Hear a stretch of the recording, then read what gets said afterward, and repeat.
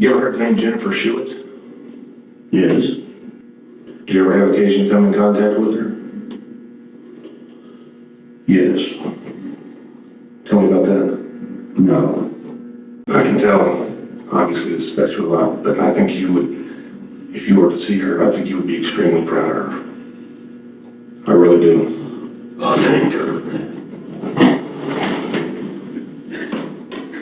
She's alive. Yes, She's alive. she's alive. 大家好，我是小小，欢迎来到24探案。1990年的夏天，詹妮弗·舒特是一个活泼、好奇的8岁女孩，生活在德克萨斯州迪金森市的一个普通公寓里。她的母亲艾伦是单亲妈妈，母女俩相依为命，感情深厚。詹妮弗是个聪明的小女孩，热爱学习，喜欢和朋友们一起玩耍，但她也有一个小小的恐惧，她害怕黑暗，害怕独自入睡。每晚，詹妮弗都喜欢和妈妈挤在一张床上，感受那份安全感。艾伦曾说，我们只有彼此。但在1990年8月9日的夜晚，艾伦因为第二天要早起工作，罕见地请求詹妮弗回自己的房间睡觉。詹妮弗有些不情愿，但她还是抱着枕头走进自己的小房间。她打开台灯，挑了一本书，靠在床上读着，试图让自己入睡。窗帘没有拉上，窗户微微开了一条缝，夏夜的微风吹进来，带着德州特有的温暖气息。詹妮弗并不知道，这一夜她的生活将彻底改变。凌晨2点30分，詹妮弗在睡梦中被惊醒，她感觉自己被一双陌生的手臂抱起，嘴里被捂住，无法呼吸。她睁开眼，看到了一个陌生的男人，脸上带着一道疤痕，眼神冷酷。她飞快地抱着他跑出公寓，穿过停车场，将他塞进一辆车。詹妮弗试图尖叫，但男人捂住她的嘴，低声说，别出声，我是便衣警察，你得听我的。这个谎言让8岁的詹妮弗感到一丝安慰，但她内心的恐惧却在尖叫，这个男人不是好人。男人开车飞驰，詹妮弗被强迫坐在他的腿上。每当有车经过，他都会粗暴地按下他的头，让他无法看到外面。詹妮弗虽然只有8岁，但她异常冷静。她开始观察周围的一切，车内的红色万宝路香烟盒、空啤酒罐，还有男人脸上那道显眼的疤痕。她甚至鼓起勇气问，你是警察，枪和徽章呢？男人支支吾吾，回答说，我没带。詹妮弗的直觉告诉她，这个男人不是警察。为了安抚詹妮弗，男人将车停在他的小学停车场，谎称看着月亮，等它变色，你妈妈就会来接你。詹妮弗盯着窗外的月亮，心中充满希望，但时间一分一秒过去，妈妈的车灯始终没有出现。男人突然说，你妈妈不会来了。他启动车子，驶向城外的偏僻小路。车最终停在一片杂草丛生的荒地旁。詹妮弗开始慌乱，她问，我妈妈呢？你真的是警察吗？男人的脸色变得狰狞，他突然抓住詹妮弗的喉咙，威胁道，你再问，我就杀了你。詹妮弗被拖进荒地，遭受了难以想象的暴行。最终，男人用刀划伤了她的喉咙，从耳后一直划到另一侧，伤口深可见骨。他以为詹妮弗已经死亡，将她赤身裸体地扔在一处火蚁丘上，扬长而去。詹妮弗躺在火蚁丘上，火蚁无情地叮咬着她的身体。她试图呼救，但喉咙的伤口让她发不出声音。她一次次陷入昏迷，又被火蚁的刺痛唤醒。她用尽最后的力气，将手放在脖子上，触到一片粘稠的鲜血。她知道自己正在与死神搏斗。14小时后，一群孩子在荒地玩捉迷藏游戏，一名女孩不小心绊倒在詹妮弗的脚上。她惊恐地发现了一个满身是血的女孩，尖叫着跑去叫大人。救援人员迅速赶到，詹妮弗被直升机紧急送往医院。詹妮弗的喉咙被割开，身体布满蚁咬伤痕，医生们认为她几乎没有生还的可能。奇迹的是，刀伤虽然严重，却未伤及主要动脉。她的母亲艾伦被禁止进入手术室，只能焦急地等待。医护人员发现詹妮弗对男性极为恐惧，尤其是警察，这让警方怀疑袭击者可能冒充了警察身份。詹妮弗在医院的日子并不平静，她的声带几乎被完全切断，医生断言她将永远失去语言能力。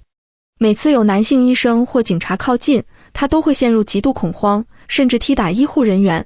护士沙伦成为他的支柱，寸步不离地守护他。由于无法说话，警方通过詹妮弗的母亲和护士沙伦与他沟通。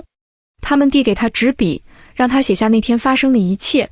令人震惊的是，这个8岁的小女孩展现了超乎寻常的记忆力。她写下，男人自称是警察，名叫丹尼斯。他脸上有疤痕，皮肤油腻，戴眼镜，有胡子。车里有万宝路香烟和啤酒罐。詹妮弗甚至画了一张简单的素描，描述了男人的面部特征。警方根据詹妮弗的描述制作了嫌疑人画像，并向公众发布。然而，1990年的 DNA 技术尚不成熟，警方在现场找到的詹妮弗的睡衣、一件男士 T 恤和内裤无法提供确凿证据。案件很快陷入僵局，逐渐成为一桩冷案。詹妮弗慢慢恢复了健康，奇迹般的，她在医院发出了一声微弱的声音。医生们震惊了，她的声带竟然开始愈合。最终，她完全恢复了语言能力。她说，从那以后，我再也没闭过嘴。尽管如此，詹妮弗的生活被彻底改变。她害怕黑暗，害怕停车场，害怕陌生男人。她甚至不敢照镜子，因为脖子上的红色疤痕让她感到陌生和丑陋。她和母亲搬到新公寓，但恐惧如影随形。整个迪金森小镇也笼罩在不安中，警方加强了学校巡逻，但凶手依然逍遥法外。2009年，距离案件发生已经过去了19年。詹妮弗已经27岁，过着看似普通的生活。她在图书馆工作，梦想成为一名母亲。然而，她从未忘记那个伤害她的男人。她每天都在扫描陌生人的面孔，担心他会再次出现。这一年，蒂姆·克罗米探员接手了这桩冷案。他找到詹妮弗，承诺，我会尽我所能，直到职业生涯结束，也要为你找到答案。詹妮弗被克罗米的诚意打动，他说，这是我第一次感到有人和我一样渴望正义。他主动要求参与调查，成为案件的唯一活证人。克罗米联系了 FBI， 将19年前在现场找到的睡衣送往匡蒂科实验室进行 DNA 分析。2009年的 DNA 技术已大幅进步，但由于积压案件众多，分析耗时整整1年。2009年9月22日凌晨2点30分，克罗米接到实验室的电话，我们找到了匹配 DNA 指向了一个名叫丹尼斯·布拉德福德的男子。克罗米翻阅詹妮弗当年的笔记，看到丹尼斯这个名字时震惊不已。一个8岁女孩在重伤和药物作用下，竟然准确记下了凶手的名字。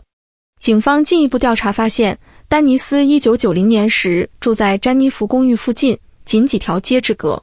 他当时20岁，1991年搬到阿肯色州，1997年因另一起绑架和性侵案被判入狱12年，但仅服刑3年便获释。他的 DNA 因此被录入国家数据库，与詹妮弗案件的证据匹配。警方调取了丹尼斯1990年的驾照照片，与詹妮弗当年的素描对比，结果令人瞠目结舌，几乎一模一样。詹妮弗的记忆精准得可怕。2009年，丹尼斯在阿肯色州一次例行交通检查中被捕。当他被带到审讯室，警官问：“你听说过詹妮弗·舒特吗？”他低声承认认识，但拒绝细说。当警官透露詹妮弗还活着，并且一直在追捕他时，丹尼斯崩溃了，泪流满面地说：“他还活着？他还活着？”丹尼斯·布拉德福德是一个表面普通的男人。他在20岁时袭击了詹妮弗，随后搬到阿肯色州，结婚生子，甚至收养了3个孩子。他的家人、朋友无人知晓他隐藏的黑暗秘密。在审讯中，丹尼斯坦白了一切。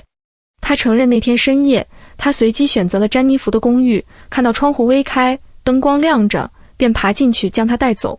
他冒充警察，试图让她放松警惕。他描述自己当时像野蛮的动物，无法控制自己。他还透露，袭击詹妮弗后，他曾试图用猎枪自杀，但最终放弃，并因此住进了詹妮弗所在的同一家医院。这个令人毛骨悚然的巧合让詹妮弗当年的恐惧有了合理的解释。他的直觉告诉他，危险从未远离。丹尼斯被控谋杀未遂，审判定于2010年8月10日，案件发生整整20周年。詹妮弗精心准备了她的受害者影响陈述，她想当面对丹尼斯说出19年来积压在心中的愤怒和痛苦。然而，命运再次捉弄了她。2010年5月，丹尼斯在狱中用床单上吊自杀，终年40岁。他选择逃避审判，也剥夺了詹妮弗当面对质的机会。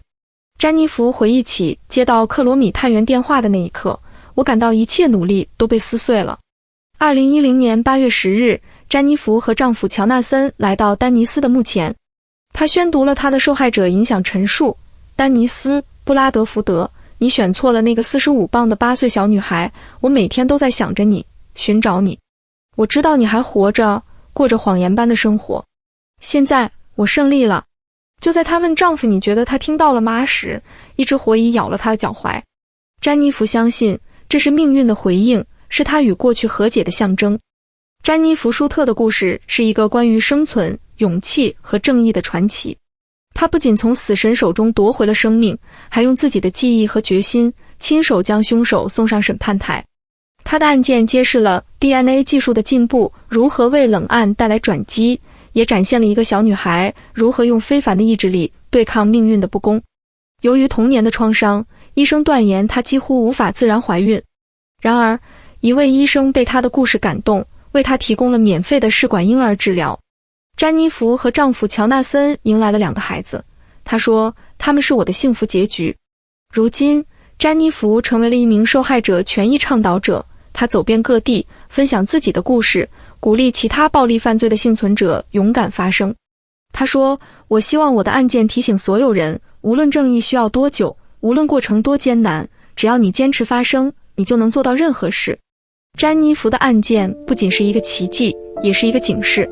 丹尼斯·布拉德福德可能不是单一的罪犯，他的犯罪模式表明，他可能伤害了更多未被发现的受害者。这提醒我们，社会需要更完善的保护机制和更高效的司法系统，以防止类似的悲剧重演。詹妮弗说，我不是受害者，我是胜利者。她的故事告诉我们，勇气和希望可以战胜最深的黑暗。詹妮弗·舒特用19年的坚持，证明了正义可能迟到，但永不缺席。她的故事不仅是一个案件的终结，更是一个新生的开始。你认为，面对这样的恶魔，我们还能做些什么来保护更多无辜的生命？感谢收看本期视频。如果你被詹妮弗的故事触动，请在评论区分享你的想法。别忘了订阅和点赞，我们下期见。